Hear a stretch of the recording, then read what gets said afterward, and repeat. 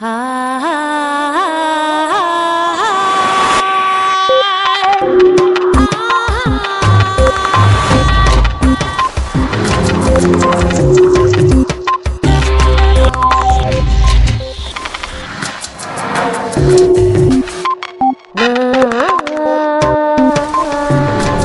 uno de nosotros tiene tres posibilidades: ser pasivo y no hacer nada, ser malvado o convertirse en un héroe.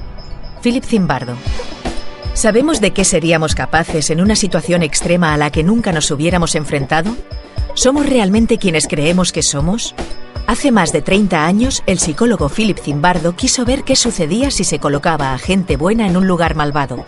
El experimento de la prisión de Stanford se le fue de las manos y tuvo que ser interrumpido a los pocos días de empezar. Sin embargo, bastó para ser mundialmente famoso y para demostrar lo mucho que el entorno puede cambiar a las personas.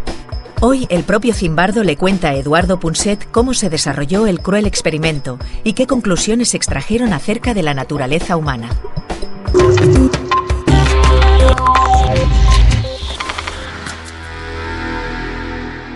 Philip Zimbardo es un psicólogo muy reconocido de la Universidad de Stanford y hace más de 30 años se hizo famoso por un experimento, un experimento muy raro. Era un experimento en el que intentaba medir la influencia del entorno, del ambiente, sobre el carácter interno de una persona, sobre la conducta. Y la verdad es que lanzó el experimento en los sótanos de la propia universidad, en la que unos estudiantes desempeñaban un papel, creo que era de guardianes, y los otros desempeñaban el papel de prisioneros. Y la verdad es que esto que él había previsto para varias semanas, este experimento, a ver qué pasaba conviviendo los dos tipos de personas, a los pocos días, a los 5 o 6 días, aquello se había convertido en un escenario cruel en el que la gente se estaba insultando y poco menos que apuñalando, hasta tal punto que su compañera sentimental y ayudante tuvo que venir y decirle: oye, por favor, amor mío, para eso de alguna manera, que esto no puede ser, esta gente se va a matar. Y él se dio cuenta por primera vez que incluso él mismo se estaba volviendo perverso. Bueno, lo vamos a escuchar directamente. Philip, te hiciste célebre en todo el mundo con algo llamado el experimento de la cárcel de Stanford. Sí. Y realmente lo que hiciste es que señalabas al entorno, a la situación en la que uno vive, a la hora de juzgar la conducta de las personas. Esto es, ¿no? Me gustaría que nos explicaras detalladamente por qué decidiste realizar ese experimento tan duro y cuáles son las diferencias con un experimento previo, parecido, el experimento de Milgram que llaman, que se realizó o se había realizado en la década de los 60.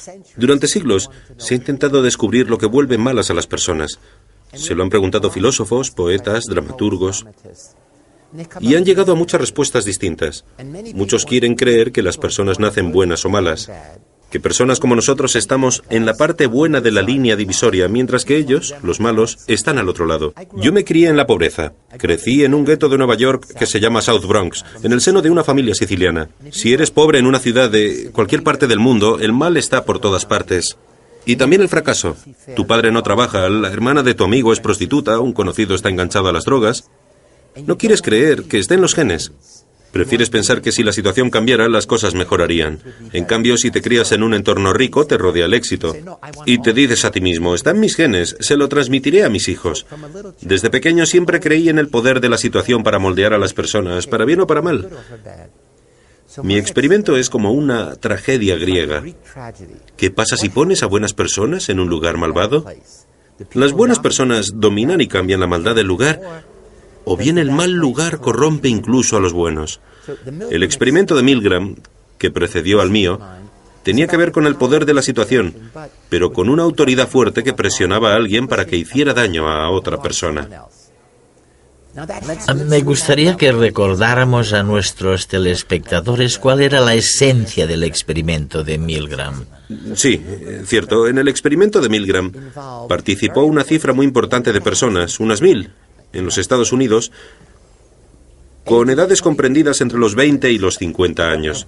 No eran estudiantes sino ciudadanos corrientes, mayoritariamente hombres. Para resumir, el experimentador les decía a los participantes: queremos ayudar a mejorar la memoria de la gente. Lo haremos del siguiente modo: tú serás el profesor y él el aprendiz, y cuando haga algo bien, perfecto, pero cuando se equivoque, le aplicarás descargas eléctricas porque queremos ver si así mejora el aprendizaje. Todo arrancaba con una buena ideología, que la ciencia quería ayudar a mejorar la memoria, así que los participantes creían que hacían algo bueno. Había un aparato con interruptores para activar las descargas, y la primera que supuestamente se aplicaba, porque el aprendiz era un actor en realidad, era de 15 voltios. A partir de ahí cada incremento era de 15 voltios, 15, 30, 45, pero de repente, al llegar a 100, el actor empezaba a gritar desde la otra habitación: lo dejo, no puedo más. Si el participante era bueno, se giraba hacia el experimentador y le decía: señor, ¿quién será el responsable si le pasa algo? La respuesta era: yo me responsabilizo, soy el experto, tú tienes que continuar. Y ahora eran 100, 200 voltios. Madre mía. El otro gritaba, y así hasta los 450 voltios, el máximo. Suficiente para matar a alguien, ¿eh? Bueno, por lo menos para dejarle inconsciente. Al llegar a 375 se oía un grito y luego silencio. Y el participante decía: señor, algo va mal. Pero se le respondía: tienes que continuar. Milgram preguntó a 40 psiquiatras qué porcentaje de ciudadanos estadounidenses creían que llegarían a aplicar 450 voltios. Su respuesta fue que el 1%, solamente los sádicos. Sin embargo, se equivocaron. 2 de cada 3 personas llegaron hasta el final. Incluso si el otro chillaba, incluso si decía: quiero marcharme, tengo problemas de corazón. Esto se llama obediencia ciega a la autoridad. El experimento demostró que, desde pequeños, se nos enseña a obedecer a la autoridad. Y normalmente la autoridad es buena, los padres, el cura, el rabino, pero no sabemos qué hacer cuando alguien bueno se vuelve malo. Cuando un profesor es cruel con los estudiantes o un padre abusa de sus hijos. Y Milgram demostró que la mayoría de las personas podían cruzar fácilmente la línea que separa el bien del mal, con buenas intenciones, y decir: estoy ayudando a esta persona, pero le ayudaban matándole. Increíble, vamos. Y en mi estudio... 10 años después fue. Sí, 10 años después, en 1971, me dije a mí mismo que no era habitual que alguien te pidiera que hicieras algo malo. Vivimos en instituciones: la familia, las escuelas, los hospitales, el ejército, la policía. Y en esas situaciones nadie te dice que hagas nada malo, sino que te dicen: aquí tienes las reglas, te asignan un rol. Tu trabajo es hacer esto.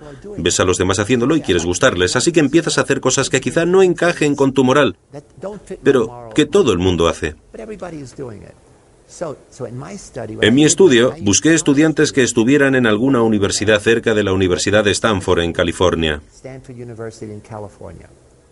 Pusimos un anuncio en el periódico diciendo que buscábamos estudiantes para 2 semanas y que cobrarían $15 al día por participar en un estudio sobre la vida en la cárcel. Luego hicimos test de personalidad y entrevistas y elegimos de entre unas 75 personas a los más normales. Lanzamos una moneda al aire.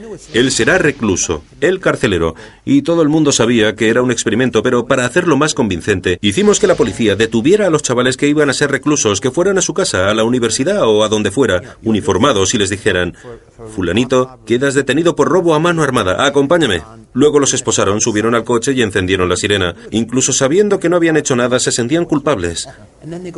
Y luego los llevaron a comisaría y les tomaron huellas dactilares, les hicieron fotos y los pusieron en una celda real. Lo que queríamos era que las autoridades se encargaran de privarlos de libertad. A continuación, los policías les vendaron los ojos y nosotros los subimos a un coche y los trasladamos a nuestra cárcel. Y cuando les quitamos la venda, ahí estaban desnudos y con todo el mundo burlándose de ellos. Les pusimos nuestro uniforme y empezó el experimento. Los guardias habían llegado el día antes porque queríamos que sintieran que era su cárcel. Les dimos bonitos uniformes, porras, silbatos, esposas y también gafas de sol reflectantes para que nadie pudiera verles los ojos. Queríamos que los carceleros fueran anónimos y que todos tuvieran el mismo aspecto. El primer día creíamos que no pasaba nada, porque los guardias eran buenas personas. Era 1971, eran hippies, activistas de los derechos civiles. Cuando llegaron y les preguntamos si querían ser carceleros o reclusos, nos dijeron: no quiero ser guardia, no voy a la universidad para serlo. Algunos incluso dijeron que los policías y guardias eran todos unos cerdos. Era la época. Así que no eran malas personas ni querían ser carceleros. De hecho, al principio no había diferencia alguna entre guardias y reclusos. Además, se les asignaba el papel lanzando una moneda. Todos lo sabían. Los presos no habían hecho nada malo, era un experimento. Sin embargo, al cabo de 2 días los guardias empezaron a decir que los reclusos eran peligrosos y que había que aplacarlos. Y es que durante el segundo día los presos se rebelaron y dijeron que no querían llevar números ni gorrillos absurdos en la cabeza y empezaron a insultar a los guardias, que me preguntaron: ¿y ahora qué vamos a hacer? Yo les dije: es vuestra cárcel, ¿qué vais a hacer? ¿Eso es lo que les dijiste? Sí, es vuestra cárcel. En cada turno había 9 presos y 3 guardias. Y me dijeron que tenían que llamar a los guardias del resto de turnos.